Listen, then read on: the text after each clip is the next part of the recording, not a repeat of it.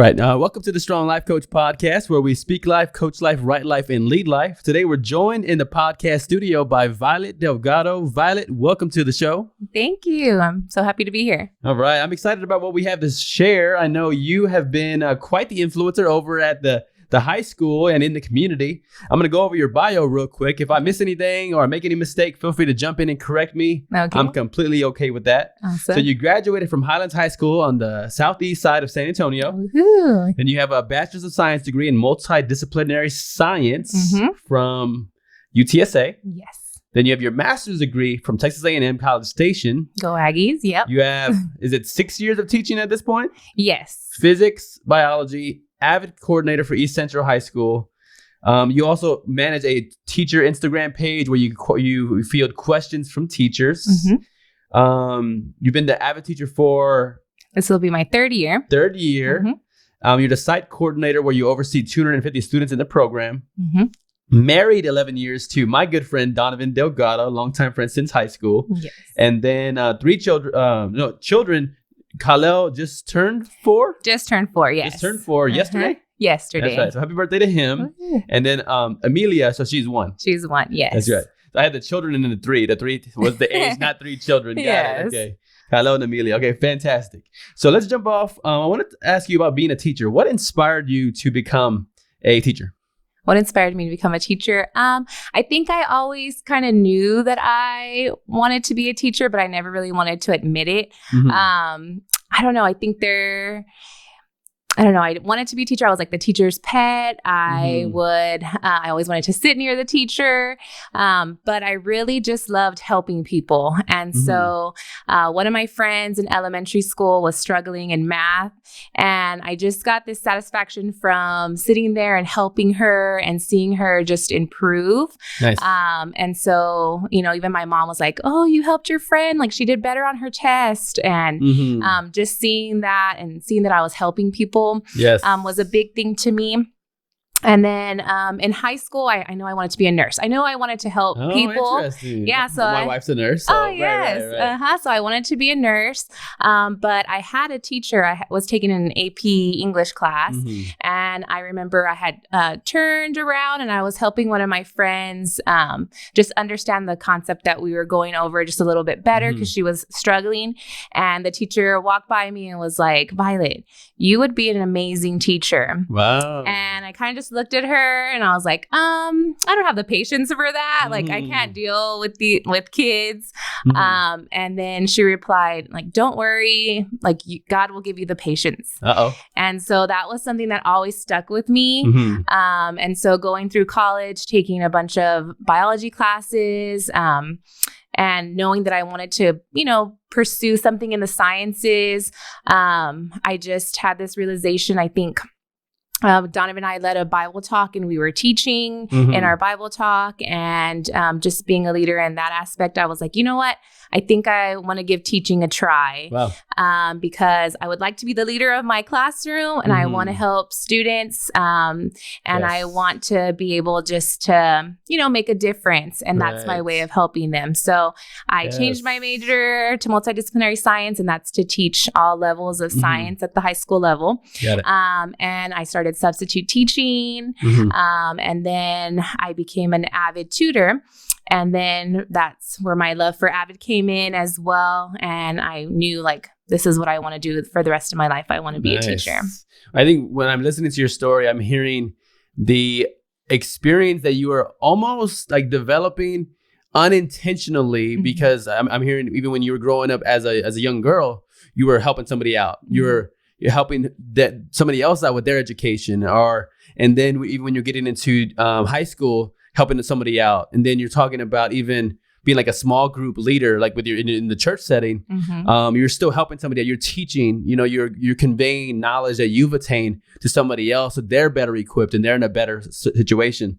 And then for you to make that switch, I guess ultimately I'm hearing you describe like a calling. There was a calling on your life, and it was being revealed slowly, but throughout the duration of your life. Oh, definitely. And naturally, as a coach, I even put something up on social media recently about if you hate your job, then maybe you should start thinking about finding something else, you know? And if you have a hard time waking up on Mondays, then maybe there's a reason for that. Yeah. And naturally, I'm one of those guys is I want to help, and I want to help somebody to get to where they want to be. If you don't like where you are, that you know, a lot of people are in the spot they're not happy with, but what are you going to do about it? But I'm always encouraged when I talk to somebody who's passionate about what they're doing. And I know you absolutely are. Yes, definitely. So when you started to teach, what subject did you start off with? My first year teaching, I started teaching physics. And so I knew I wasn't passionate about the subject matter, but I tried my best to teach physics. I threw a lot of like videos in, what's that show called? The one with Big Bang Theory. There you go. There you go. Big Bang Theory. Yes. I used to throw a lot of little clips from there and then try to make it relevant to the kids and fun. And then I started teaching biology at Southwest High School for a couple years. And that's where my passion for biology really, that was a subject matter that I just loved to teach. I love the labs. I love the hands-on experiences that I got to teach, and just teaching my kids about the medical field and just different jobs that they could do with having a science background. Yes. And then that moved on. Okay. Now, did you plan to stay teaching like physics and biology your whole career, or? I planned on teaching biology for the rest of my career. And so that was something I was super passionate about. And then I got an opportunity to teach AVID about 3 years ago. Tell us about that. For people out there listening that have no idea, never heard of AVID, how would you explain what AVID is? So AVID stands for Advancement via Individual Determination.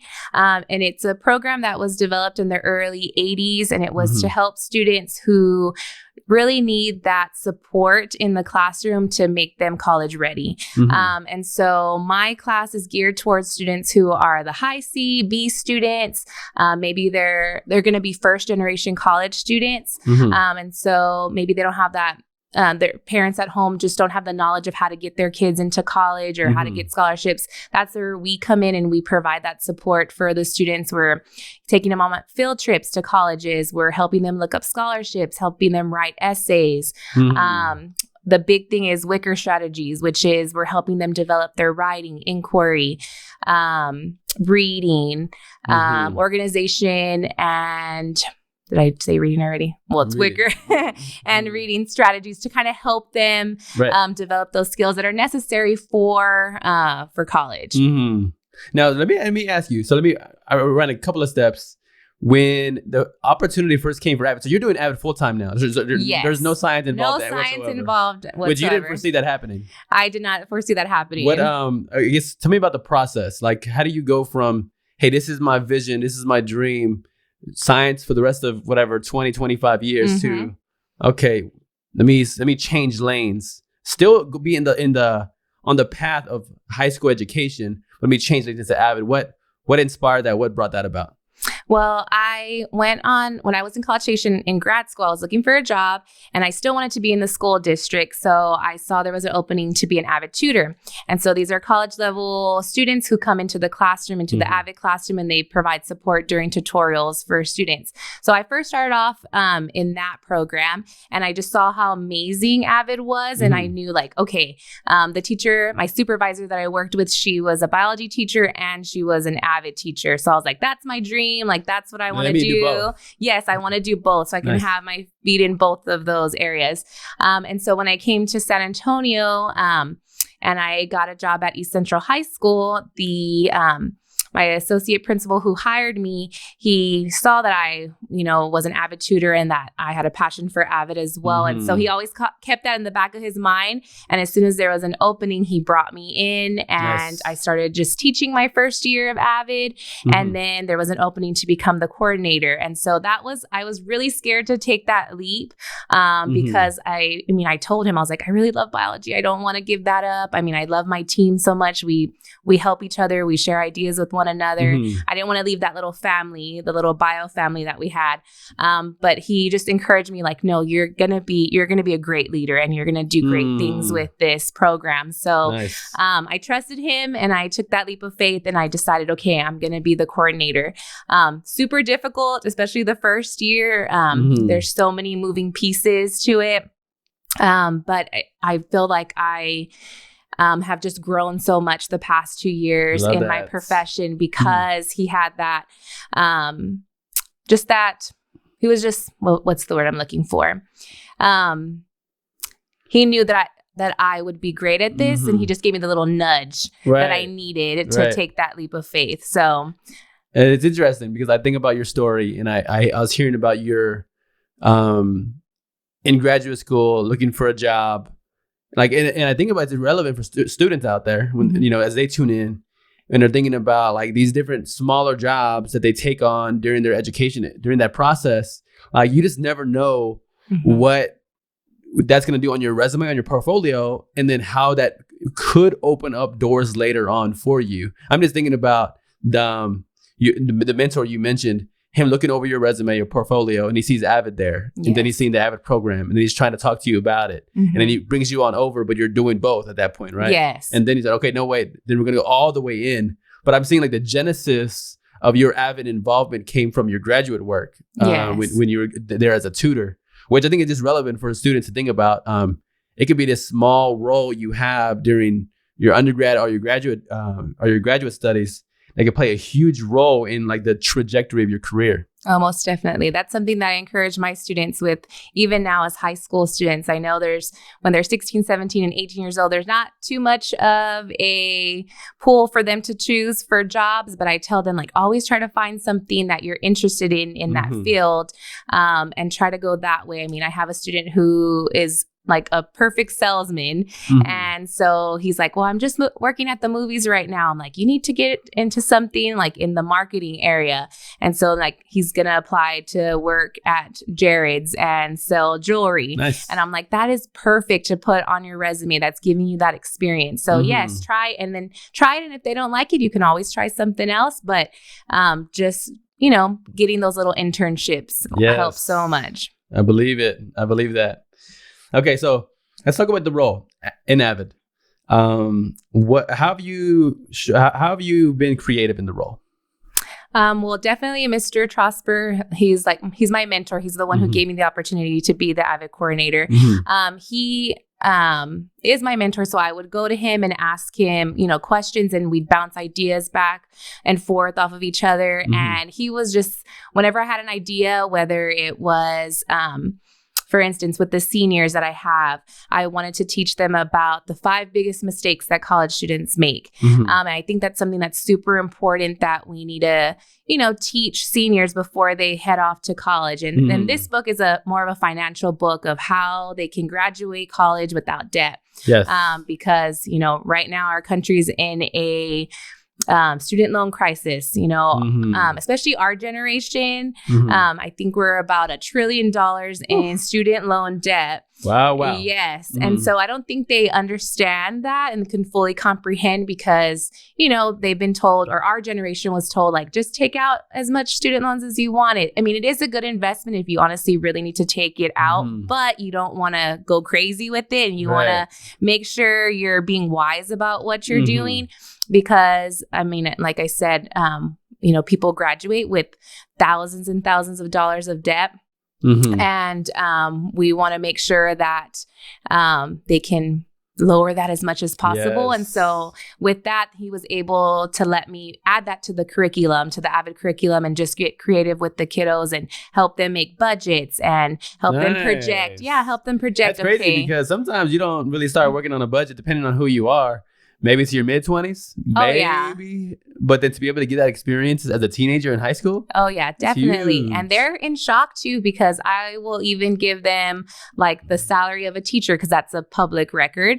Or I'll say, okay, if you want to be a teacher, this is how much you might start off making, or a nurse. And then they think, oh, my gosh, that's a lot of money. I mean, and so they think it's a lot of money. But then once we start going through and calculating, okay, this is how much it is for rent and for food and for healthcare and clothes. clothes, then they're like, oh my gosh, that's not that's not enough money. And so that kind of helps them see, because even with student loans, they don't, I think in a high school, they don't understand like how much is $30,000 in debt. Oh, I'll pay that off. But then they see the monthly, how much it adds monthly over the years and the interest that's added. And that I can kind of draw it out for them. Like, this is how it's going to look. And that helps them realize, okay, I need to be wise with my money starting off, even in high school. So he helped me be creative in that aspect. I had the autonomy to kind of bring in things and make them my own. They still follow the AVID curriculum, but I get to make them my own. Yes. And I'm hearing from about your mentor. He's somebody who really empowers you and gives you the creative flexibility to use ideas. And I guess every time I've heard you describe him, it's something that when you have this like creative fire, he's not one to go, hey, let me go calm that fire down. He's more like, hey, let me unleash that fire. Oh yeah, for sure. And so for you to use more and more of your creativity and different ideas that you have to make it special. Oh yeah, definitely. Even with our senior banquet, we had the first time we had an AVID senior banquet with the guest speaker, and you were our guest speaker. Hey, shout out, Strong Life Coach. Yeah, Strong Life Coach. You got to come and speak to our seniors, and that was the first time we ever had something like that. And it was so inspirational. Your ABCs of relationships that you shared with our students. I mean, I still remember them like looking. I mean, my eyes were watery, and I remember looking around the room, and like all my students' like mouths were like, oh my gosh, like in shock with just how creative you are and just how passionate you are. That really just helped them feel that fire that they have in them. So thank you so much. So we're gonna have to take that clip right there. That'll be another testimonial for the for my social media platforms on the website. Sounds good. Thank you for saying that. Now let me ask you on that, because that's kind of I think every group that I talk to, or every leader I talk to who has me speak, I'm curious, like what happens on the other side, because it's such a because influence is so precious, right? You never want a toxic person, right, to come in to spread poison, right, with the group that you're leading. Oh, definitely. So I'm curious on your side. I've heard from different perspectives. What's your perspective on how you go about choosing someone to be a guest speaker versus maybe not choosing somebody? Well, definitely for the most part, the people who I've brought in, I know them. So like for you, I've known you for years. How many years has it been? Like 15 years. And so I know that you have, like, you're going to speak positivity into my students. And so I want them to be able to hear that. So I really have to know them. And for instance, I've brought in, her name's Dr. Shabby. She's a chiropractor here in San Antonio. And she's all about helping women and just the holistic medical approach. And I brought her in before, and she's been amazing, just a partner. She's donated supplies to our school. She loves AVID and always comes and helps out. And same thing with meteorologist Sarah Spivey from KSAT 12 News. She's come to our school several times. And she's even helped the media department. They made like a little forecast for the weather. Oh, cool. So she's done that. She's come and she's spoke at our AVID senior signing day, and she highlighted women in the sciences. And just, I know that they're going to be a positive influence for my students, and I want them to be able to hear them and leave just refreshed and with some knowledge to kind of help them in their everyday lives. So that's something I definitely look for. That's awesome. And I think you captured it well. I think what I heard you say and what I try to do, I think those hit perfectly, because I always say, if there's two things I want to do with every audience, it's I want to energize them. So that's motivate and make them feel special, important, valuable, and precious. But then it's also I want to equip them. So it's one thing to make people feel good, but then after they leave, do they have anything to actually use in their everyday life? You know, so that's why I talk about relationships, because I believe wherever you are, at any place, in any position, in your marriage, with your children, with your job, you know, wherever you are, you're going to need the tool of how to have great relationships. So like, that's where I'm like super passionate about sharing that insight. No, but it makes sense though. I think even, you know, as I build the speaking business and the coaching business, I'm asking myself the questions of, do people know me? That's important. Like you just captured that. People that you know is people you bring in. Do people like me? Like, am I a loving, kind person around people? And am I serving And then do people trust me? And then do they respect me? Like, that's kind of those 4 things that I'm asking. Am I building that in the community? And I think for any business builder who's out there and are thinking about what can they do, I think those are 4 areas to start with. Like, are people building relationships where people could actually get to know you and then like you and then trust you and respect you? Oh, yeah. So, I think you captured that in a succinct way there. How do you go about building connection in the classroom? For me, that's like the number one thing on my list. As soon as I get those group of kiddos in my class, that's something that I definitely do. Even before they walk into my class, I pray for them. So that's something that I pray, like, okay, God, whatever kids that you need me to help out, just have them in my classroom.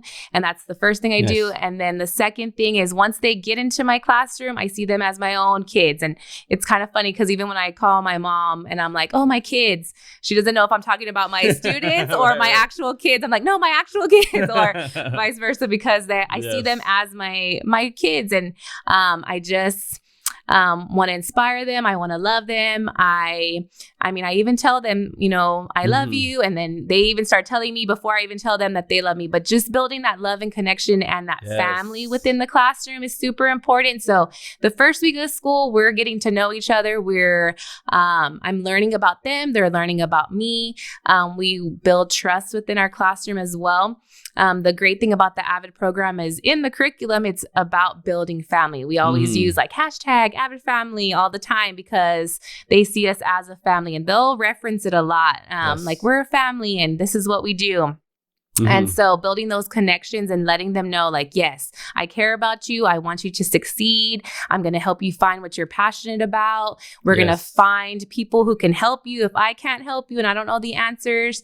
And just building those relationships with them and letting them know that I care about them. That's super important. And once we get there and once they trust me and they know that I'm their biggest cheerleader, I think that's when the learning really happens in the classroom, because they're going to listen to what I have to say because they know that I care about them. And so that building that connection with them really helps with the learning as well. And even when I taught biology, I even would say, like, we're a bio fam and we're going to do this together. And so in any subject matter, you can do that in your classroom. And once your kids know that you care about them and you're there for them, they're going to learn and they're going to do their best for you. I love that. It reminds me of the quote that says, people don't care how much you know until they know how much you care. Oh, definitely. And I could see it. I could imagine it. And I've seen it in my world as well, where when people understand you really just want to help them. And it's really not about like what they can do for you. Oh, like here, if you get good grades, you look better as a teacher. Well, no, it's more about me serving you and helping you and helping you to be your best. Oh, yes. And I care about you, and people I care about, I want the best for them. And it sounds like you're able to build that connection. And I can see how those defenses kind of come down, and people will really trust that you're there, really to care about them and to help them. Definitely. I know I'm passionate about AVID. I was an AVID in my AVID high alumni. School. Yes. What's it called? AVID alumni. AVID alumni. Okay.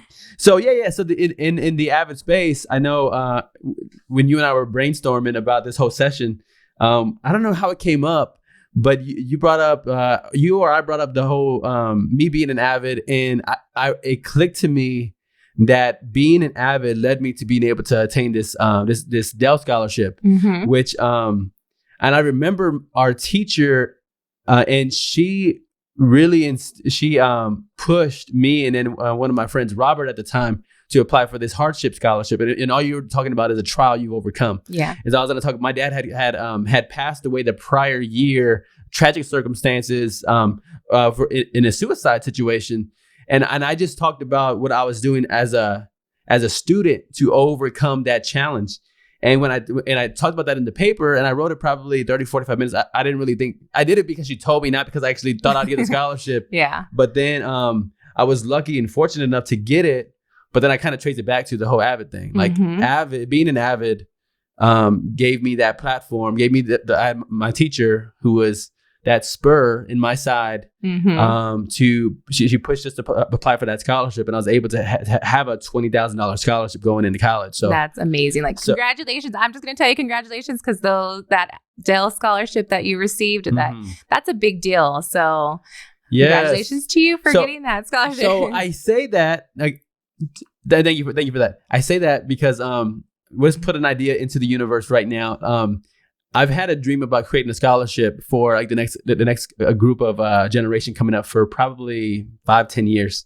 But we got to coordinate to figure out how we can do it. I have a few slides created about kind of how the vision, because in my vision, at least, it's helping the students with, of course, the scholarship money, but also professional skills, also professional relationships, right? Yeah. So in my world as a speaker and a coach, I'm connected with a variety of industries, and I meet with people every week. And I would love for students to be able to have exposure to a wide variety of industries in just so they see professionals in every space. Yeah. But then also to be really committed to having the compassion to give back to the community. Oh, so definitely. Whether that's in the prison or from Central America over at St. PJ's or the homeless. But the idea is there's scholarship money, but there's also skills, and then there's relationships professionally that they'll build, and they would be giving back to the community in one way, shape, or form, so that it would build up other scholarship opportunities and also their college applications. Oh yeah. So anyway, we'll just put it into the universe right now. Talk about coordinating. And one more thing I wanted to add to that is it definitely reminds me too of just a couple months. Last month we had a AVID alumni from the Mex tour give our AVID students tickets to go watch the Mexico game, and he made it like a whole thing. And his thing, and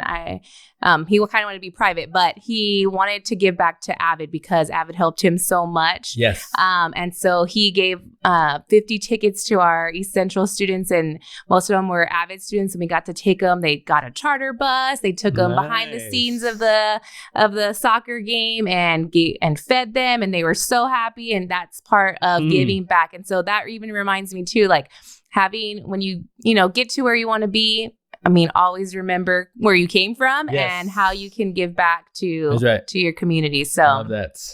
All right, so we'll talk. So again, I have a scholarship lady who's in Austin that I was just connected with, and I have an attorney who does some incredible fundraising. So awesome. So I put the ideas to both of them already that, hey, like, let's really talk about do some fundraisers, some fancy fundraisers to be able to give back to a scholarship fund. So let's talk for sure. So yes.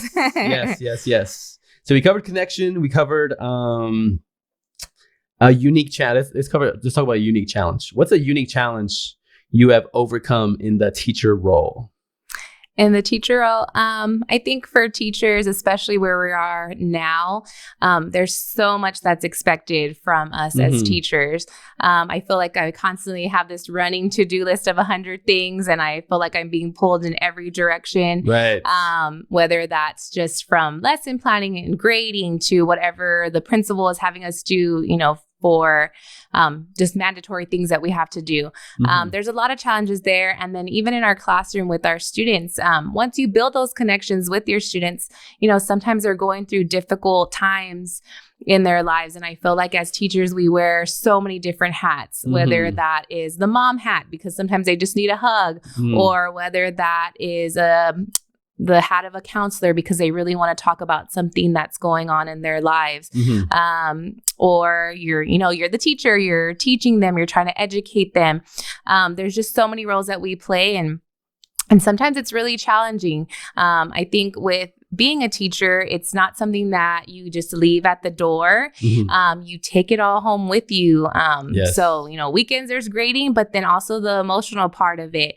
Because you do get connected to those students. And I mean, I want to help them all. And even though I can't, make their problems go away, it's challenging emotionally sometimes. Yes. I know as teachers, we always talk about like, sometimes we need to take a mental health day because we pour so much into our jobs and into our careers because we're just wanting to help our students so much and being that servant to them. Yes. That sometimes it gets kind of draining, whether that's physically, emotionally. It's hard sometimes. So those are the obstacles I think that we have to overcome. Just for myself, and then always relying on other teachers because we can all definitely relate. And so finding those, I always try to find positive teachers that are in our school that I can kind of talk to and we can kind of help each other out. And so that's something that kind of helps with those obstacles. Yes. I think any leader can relate to what you just described. I think, leading in the corporate world for 5 years, I think I always felt like I had 70 new responsibilities each day, but time for about 40 of them. Yes. So each day it was like, I'm hoping I'm choosing the right 40 to pick today because you literally, there's not enough time to handle everything. So every day you're literally choosing 30 things to not get done, which is like a horrible feeling. Like sometimes you're like, I always want to get everything done, but you couldn't possibly get everything done and then have a personal life and a family life. And you could easily get imbalanced. And I consider myself somewhat of a fast reader and a fast typer. And so some of the people that aren't as quick, I'm like, I just wonder how they even get some of the things done. But I think any leader and teacher relates to being pulled in a variety of directions and then finding creative ways to do it. And I know you mentioned finding positive people, positive teachers to help. Let's kind of talk about that. So what keeps you motivated in the teacher role? In the teacher role, definitely it would be my students. I don't want to disappoint them. That's something too. Like I want them to be happy. I want their time in my classroom to be a fun time. I want them to look forward to coming to my classroom. And so that kind of motivates me to always have engaging lessons and being there for them. That is a big motivation. And honestly, I get a lot of intrinsic rewards with my job because when they come back and they tell me like, thank you so much, Ms. Delgado. Thank you for your help on this. Or thank you for just talking to me. I've never had a teacher who talks to me the way you talk to me. Like you see me as a person and not just like somebody sitting in your classroom. Like, you really do care about me. And even on Friday, I had a student say, Ms. Delgado, like, I feel like a connection with you because even when I went up to this young lady because I knew something was going on there. And I was like, are you okay? And she's like, yeah, I'm okay. And I'm like, are you really okay? And just asking her a second time, she was like, okay, let me just tell you, like, she just needed that from me. Yes. And she came back and told me like, sometimes other teachers are like, okay, you're okay. Okay. And then they go about their day, but you really knew that there was something going on. And I really appreciate you, asking me. And so, just, having that time just to talk to her really helped her. She's had a very hard life and her being able to open up to me, that is an intrinsic reward because, she's not able to talk to everybody, but she was able to open up to me. And that I feel that's my reward, is just having them kind of help shaping them and helping them on their journey and, encouraging them. I hear that you seeing and hearing and feeling the impact of what you're doing is something that's rejuvenating for you. And I think I relate to that, right? Because I want to motivate people. I want people to feel good, but I want them to be equipped. And then you see people implementing what you're talking about. I think that's always like, oh, dang, like you're taking that and using it. And it's changing you and it's changing other people around them.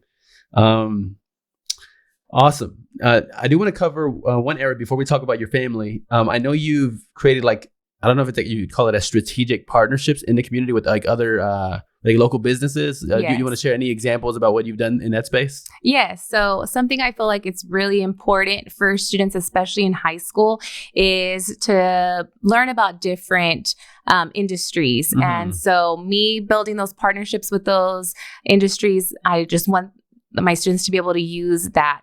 So for instance, last year we took a group of students to Rackspace. So I looked for students who were into graphic design, into marketing, into business, and we came up with a field trip to Rackspace, and they did the typical Rackspace tour, but then they extended it to having the students make vision boards and talk to some of the workers that were there. They even did some like little business proposals, and then the workers from Rackspace, or the Rackers is what they call them, they even gave them feedback and how to change different things that they said, and just providing that experience for them helped out a lot. The students even wrote letters to the CEO of Rackspace, Kevin Jones. Unfortunately, he wasn't there that day, but they each wrote him a letter, and he actually read all of the letters, and he recorded a video specifically for our students. Wow. And it was super encouraging. Like, they were like blown away that he took the time to actually record a video for them. He answered their questions. He even gave them advice on how to be a CEO in the future, or how to find their passion in their job as well. He talked to them. He gave them different quotes and different books that he recommended. And so they were just blown away that the CEO of this Fortune 500 company would give them advice. And he's looking forward to continuing that with our students next year and building that partnership. Wow. So we'll be taking another group this school year. We've built partnerships. I had a student who was really into DJing. And so that's something he wanted to do, music production. And so DJ Menyo, that works here in San Antonio, he came to our AVID Senior Signing Day, and he showed a couple of my students like behind the scenes of how to DJ and how to produce music. And he interned for him at a concert like the next day. So providing that too. And then definitely again with Sarah Spivey coming and always building that connection with East Central. Helping out any way she can. And the chiropractor, our chiropractor that works here with Essence Chiropractic, building those connections.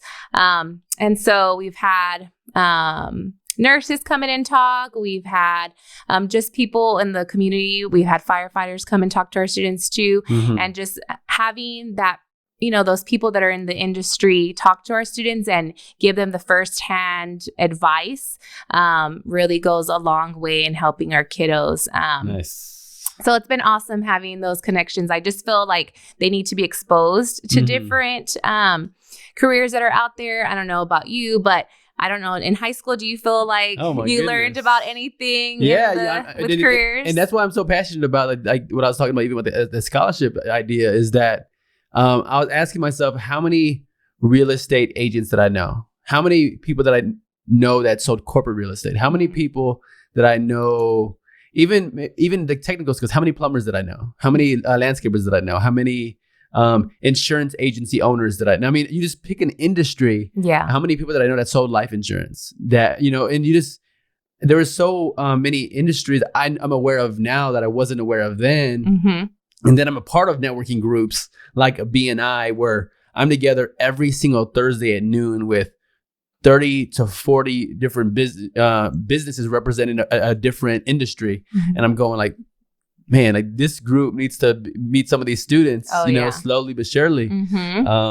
So just to your point though, it's pretty minimal. Yeah, pretty minimal. So when you were in high school, what was something, do you remember in high school where you saw yourself 10 years from your high school graduation? I mean, I know it wasn't the NBA because I wasn't like, I was like great in sports, but I would say almost certainly not where I'm at now. Okay. I think like speaking has taken on this like life of its own, and even like the whole development of it. I think it's been like people have asked me to do something here, like I remember when I was 18, I was asked to do an event. I don't think it was good. I spoke about Michael Jordan, maybe too much almost. And then as I went forward, I was asked to do different events in college. And then I think it really took off about 5 years ago when I was in my first leadership role.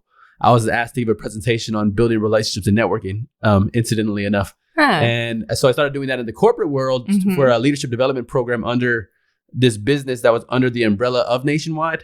And then for me, like gauging success isn't if the crowd is crying or as if they're laughing or if they're cheering or even if they have goosebumps, which I've seen all those things happen as I've spoke. And even like one of my buddies came up to me once and he's showing me the goosebump. He's like, man, your story gave me these. And he's like, they're all up my back and into my head, you know, but it's crazy to think about. But to me, that's awesome. That's not success. Success for me is, as a speaker, does the leader invite me back? Which you invited me back, so I'm grateful for that. Yeah. But it's because the leader, I always think that the leader has an intuition that everybody else doesn't have. The leader sees what kind of influence is this speaker having on my people? Is he making my job easier or harder? Is it making my job the same?